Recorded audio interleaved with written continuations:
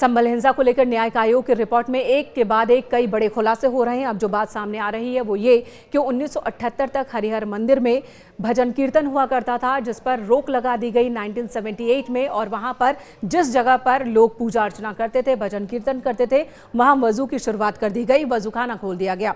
और ये आरोप है इस रिपोर्ट के मुताबिक कि उस वक्त के समाजवादी पार्टी के सांसद शफीकुर रहमान बर्क ने ही रोक लगवाई थी भजन कीर्तन पर और वहां वजू की शुरुआत करा दी गई।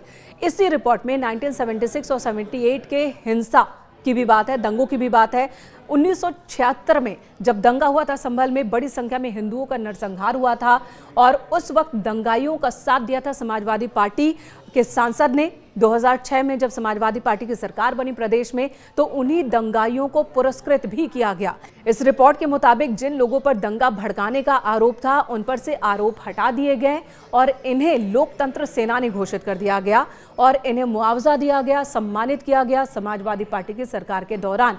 इस रिपोर्ट में साफ साफ ये बात लिखी गई है और ये भी लिखा गया है कि यहाँ पर जो परिवर्तन की धारा चल रही थी, यहाँ पर डेमोग्राफी चेंज किया जा रहा था, इसकी एक कड़ी ये भी है। इसी उद्देश्य से ये तमाम कदम उठाए गए। मुस्लिम तुष्टीकरण, बार बार दंगे, जिसकी वजह से बड़ी संख्या में हिंदू आबादी यहाँ से पलायन करती चली गई।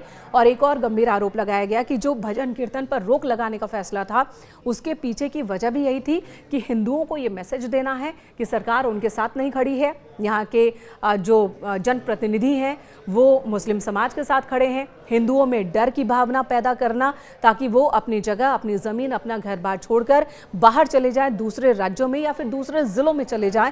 इस तरह का संदेश, इस तरह का माहौल बनाना, इसके पीछे का उद्देश्य यही था।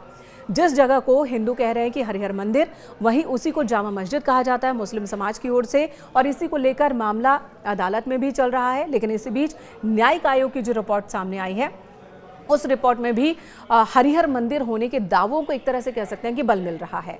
ये यहाँ पर अगर भजन कीर्तन होता था तो जाहिर सी बात है कि यहाँ जो मंदिर होने का दावा हिंदू पक्ष की ओर से किया जा रहा है, उस दावे में कहीं ना कहीं मजबूती ज़रूर है।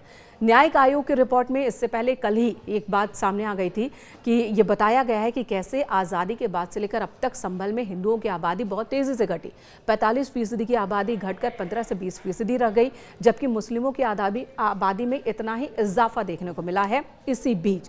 तो एक बड़ी जानकारी जो बात सामने आ रही है रिपोर्ट से लीक होकर के, उसके बाद सियासी घमासान भी मचा है। एक तरफ बीजेपी है जो समाजवादी पार्टी पर तुष्टीकरण की राजनीति के आरोप को और ज़्यादा मजबूती से मढ़ रही है, तो दूसरी तरफ समाजवादी पार्टी है जो कह रही है कि बीजेपी के पास अपना विकास दिखाने का कोई एजेंडा नहीं है, अपनी कोई उपलब्धि दिखाने के लिए कोई भी मौका नहीं है। इसीलिए बेवजह के मुद्दों को बीजेपी उछाल रही है और ऐसे मुद्दे लेकर आ रही है जिनका जनता से कोई सरोकार नहीं है।